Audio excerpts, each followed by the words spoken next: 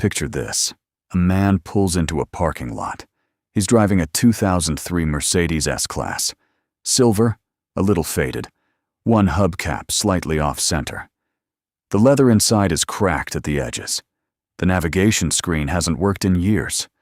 But he steps out of that car like he just arrived at a black-tie dinner. Shoulders back, chin up, zero apologies. And here's what most people think when they see him. Why doesn't he just buy something newer? But that's the wrong question.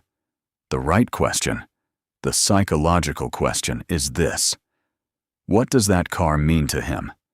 Because for people who drive old luxury cars, the car is never just a car. It's a statement, a philosophy, sometimes a survival strategy. Today, we're going inside the minds of the people who choose faded prestige over shiny practicality, and what it reveals about identity, ego, values, and the deeply human need to feel like we matter. Let's start with the most fundamental psychological concept at play here: identity anchoring.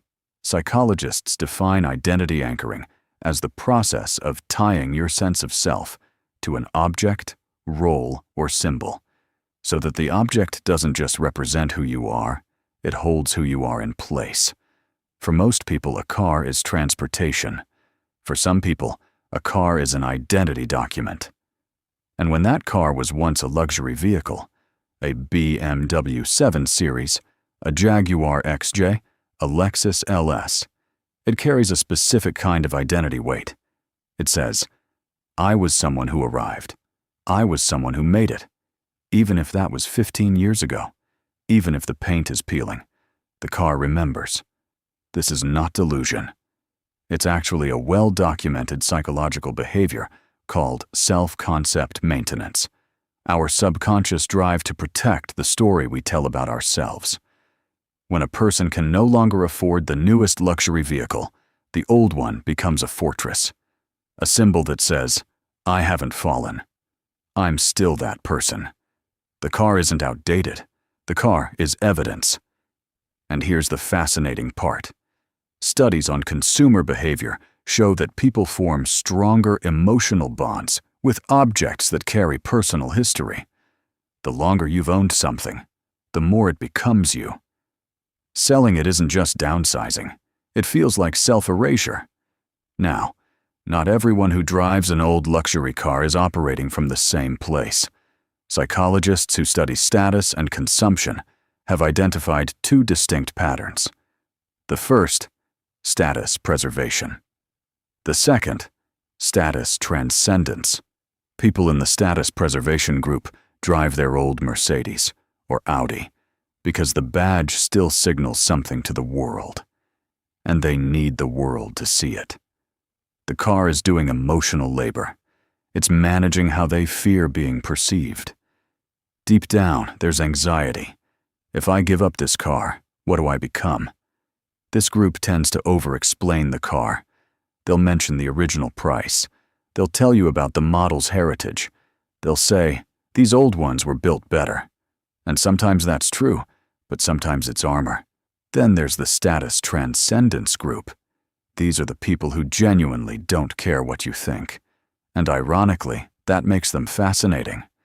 They drive a 1998 Volvo S80 or a beaten-up Lexus because they've moved beyond needing the world to validate them.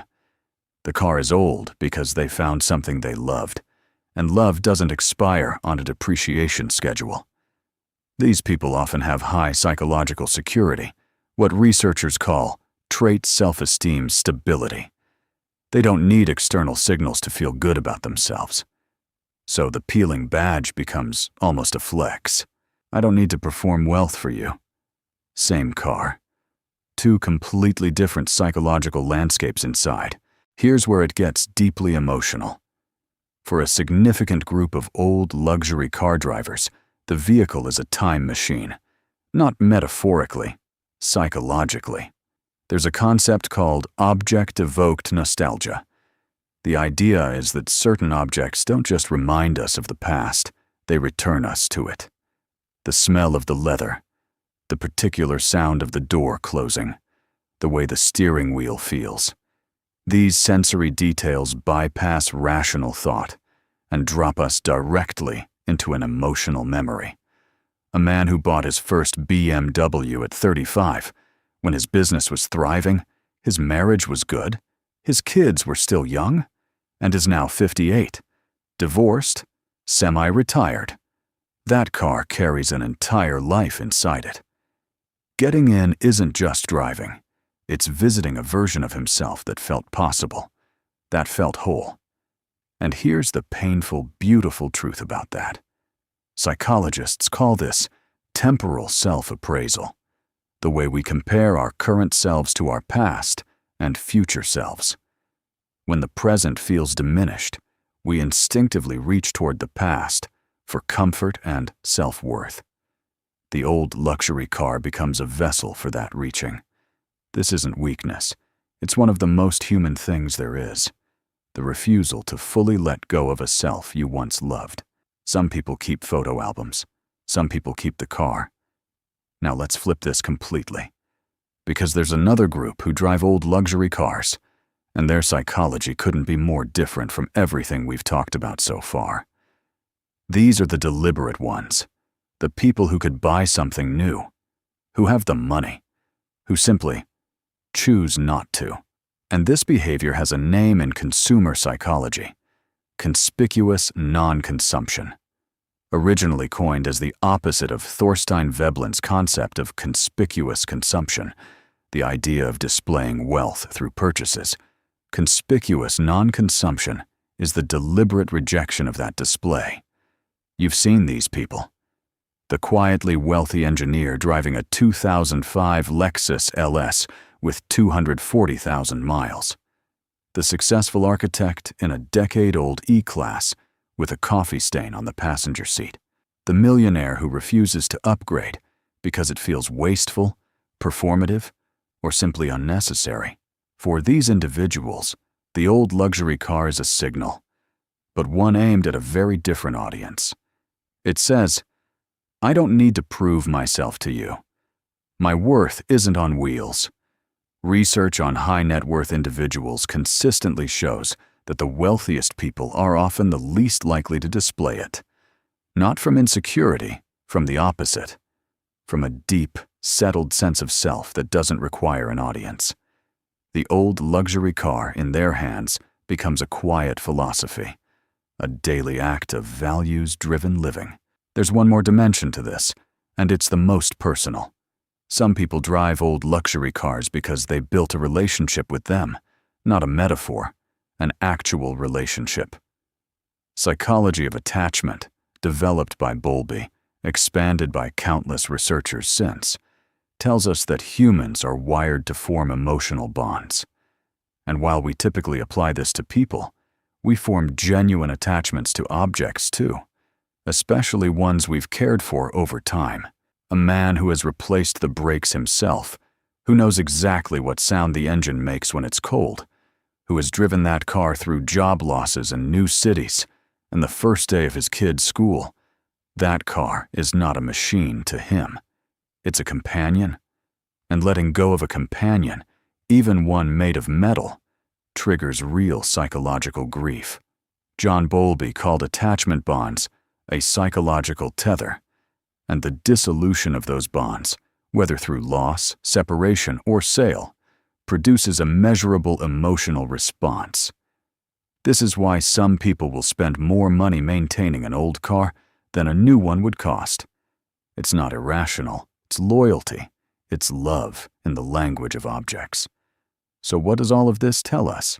It tells us that a car, old, faded, slightly imperfect, can be carrying more psychological weight than almost anything else a person owns.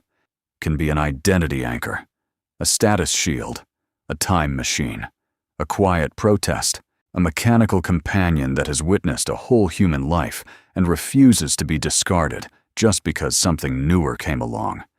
When you see someone driving an old luxury car, before you think, why don't they upgrade? Consider what that car might mean. Consider that the story under the hood might be richer than anything a dealership could sell. The newest car on the road has 0 miles of lived experience. That old Mercedes, that faded BMW, that worn Jaguar, it has thousands. Every scratch, a chapter. Every repair, a decision to keep going. And sometimes, the most psychologically profound thing a person can do isn't to let go. It's to hold on. To a car that remembers who you were. To a version of yourself you're not ready to say goodbye to. To a relationship built over years, miles, and every kind of weather. Because in the end, we don't just drive our cars, we inhabit them. And the ones we keep the longest, the ones we refuse to give up, even when logic says we should, those are the ones that tell the truest stories about who we really are. Because every car has a story, and every story has a driver.